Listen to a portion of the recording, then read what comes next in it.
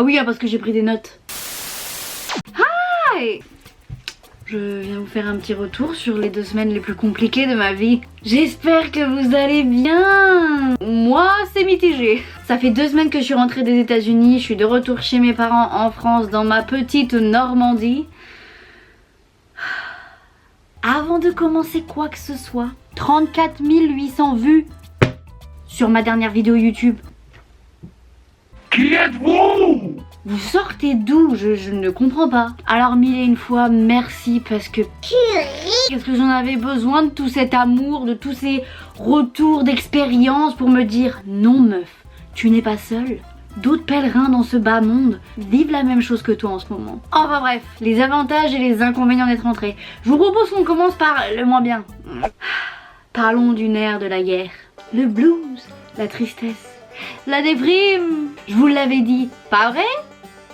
Magnéto. Comment vous dire que certes il y a la dépression postpartum, mais il y a la dépression post-opérum. La déprime post-opérum, elle m'a frappé de plein fouet. Ah non mais c'est très grave parce que là à J plus 17 jours d'être rentrée, donc un peu plus de 2 semaines, je me surprends encore à genre zoner. Ça c'est moi qui zone. C'est pour vous dire, j'ai pas touché à ma valise pendant 4 ou 5 jours. Pour le prix qu'elle m'a coûté en plus cette connasse. J'ai essayé de vous filmer un vlog sur toute la première semaine, mais mon dieu. Ah non, mais moi je me suis dit je vais pas leur montrer ça, ça va pas ou quoi? Je me reconnaissais même pas dans la vidéo tellement j'ai été triste. Attendez, je vais vous montrer. Genre ça. Vous vouliez voir ça? Moi qui pleure tout le temps. Moi qui végète dans mon plumard pendant des heures, mais on veut pas de ça. Ensuite, le deuxième point super pas positif du tout. La quarantaine, parce que Covid vibe. Tu rentres des États-Unis, tu dois être confiné. Sinon, ce serait pas drôle. C'est pas trop comme ça que j'avais imaginé mon retour après 2 ans de débauche dans le pays du burger. Hein, croyez-moi, on est loin de ce que j'avais en tête. Ah ouais, puis en plus, il a encore fallu que je me fasse tester. Je me suis fait tester aux États-Unis, mais je me suis refait tester en rentrant. Ça fait grave mal. Aux États-Unis, c'est à peine s'ils vous effleurent les narines. Ici, t'as l'impression qu'ils vont te retirer un des 2 hémisphères du crâne, là. Par la narine. Donc comme vous l'aurez compris, je suis négative. J'ai pu au bout de 7 jours sortir de ma taverne et revoir la lumière du jour. 3e inconvénient d'être venu. Ça c'est psychologique. T'es là, mais t'es pas là. T'es là ou t'es pas là? T'es pas là? Bah, où t'es que t'es? Où c'est que t'es pas là? T'es pas là, où c'est que t'es là? T'es là? Qu'est-ce que ça me parle cette scène? Parce que quand je suis entourée de personnes, mon corps est ici. Mais alors mon esprit, mon âme et tout le reste, je sais c'est qui sont. Ah bah si, je sais. Ils sont de l'autre côté de l'Atlantique, ce qui fait que pour certains de mes proches ça fait 2 ans qu'ils m'ont pas vu, ils se retrouvent avec une meuf qui rêvasse à longueur de temps, qui ne sait que parler des États-Unis. Ça c'est un gros problème, parce que tout ce que j'ai en référence depuis ces 2 dernières années, c'est les ricains, c'est tout ça. Du coup quand je suis entourée de personnes, je me dis mais Margot, ferme-la, arrête de parler des États-Unis, tu n'as que ce mot à la bouche. Oh my god, mais quand j'étais aux States, non, c'est bon meuf, tu n'y es plus, passe à autre chose.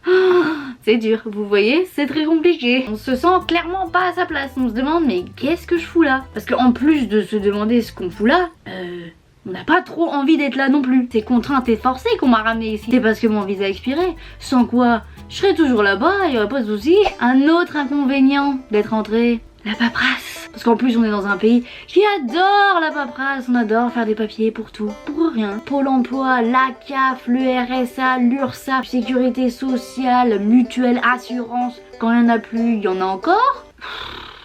Ah ouais vraiment, je suis saoulée. Parce qu'en plus là votre cousine a eu la merveilleuse idée de se mettre en auto-entrepreneuse. Que bon je me suis dit, est-ce que tu te vois vraiment dans un bureau, le cul sur une chaise de 8 à 5?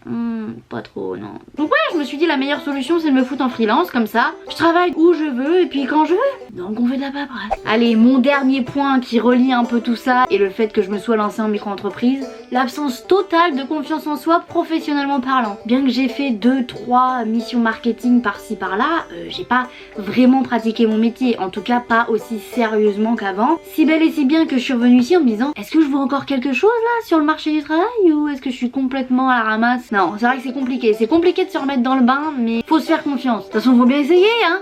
Donc c'est ce que je fais, j'essaye. Je me mets une pression phénoménale, parce que là je dis ouais, faites-vous confiance, donnez-vous du temps. Mais alors moi pas du tout, pas du tout. Parce qu'en plus moi ce qui s'est passé, c'est qu'au bout de 7 jours, j'ai trouvé un job. Mais là-haut ça suivait pas du tout, j'étais pas du tout prête. Je sortais à peine de quarantaine, mon crâne il était toujours de l'autre côté de l'Atlantique. J'étais pas du tout prête à me dire ah donc ça y est là Ah ok, là je commence un boulot, d'accord. Vous me voulez dans 2 jours à Paris, chez vous? D'accord, Ah mais sauf que moi dans 2 jours j'avais prévu d'être à la plage. J'ai surpoussé la plage un peu comme vous en doutez bien, hein, parce que bon j'ai pris le job. Mais voilà, on va pas se plaindre, hein, parce qu'il faut bien faire de la moula, faut que ça rentre un peu l'oseille là. Allez, maintenant on passe au point positif d'être revenu.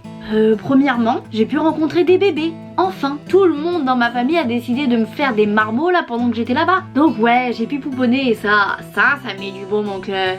Je vous mens pas, j'avais pas trop envie de voir du monde, hein, c'était trop bizarre, mais mon mood il était pas trop à la belle sociabilité. En plus un petit peu de Covid par-ci, un petit peu de déprime par-là.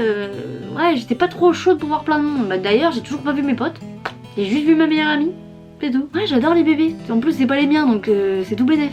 Un autre point positif de revenir. On peut se la péter, on peut se dire qu'on est bilingue en anglais, ça y est.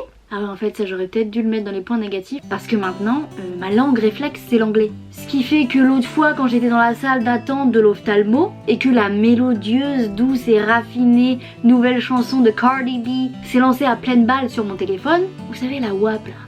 When I'm posing, celle-là. Et bah le réflexe que j'ai eu, entourée de tous mes petits vieux de 70 ans, c'est de dire oh, sorry. À travers leur masque, j'ai vu le dédain et le mépris.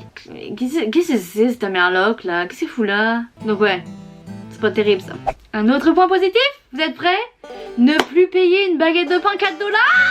L'autre fois je suis allée à la boulangerie, j'ai pris 12 chouquettes, un mini pain au chocolat et un mini croissant, j'en ai eu pour 3,90. J'étais euphorique. J'aimerais bien vous dire qu'un autre point positif aussi c'est la nourriture, sauf que avec la belle déprime vient aussi sens de faim.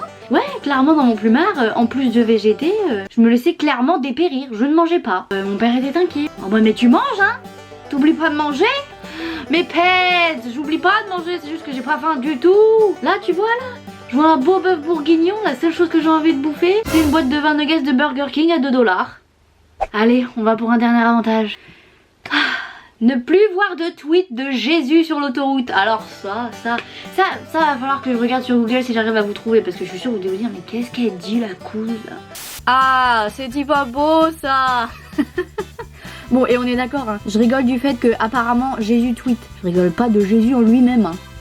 Parce qu'il faut savoir qu'aux États-Unis, dans ce pays très puritain et très religieux, quand vous êtes sur l'autoroute, gentiment en train de vous barrer en vacances, que vous tournez votre tête en admirant le vaste champ sur votre droite, vous allez avoir un panneau publicitaire, genre un encart de 10 mètres sur 5, avec un tweet de Jésus qui vous dit « God bless you. If you feel lonely, you still have Jesus. »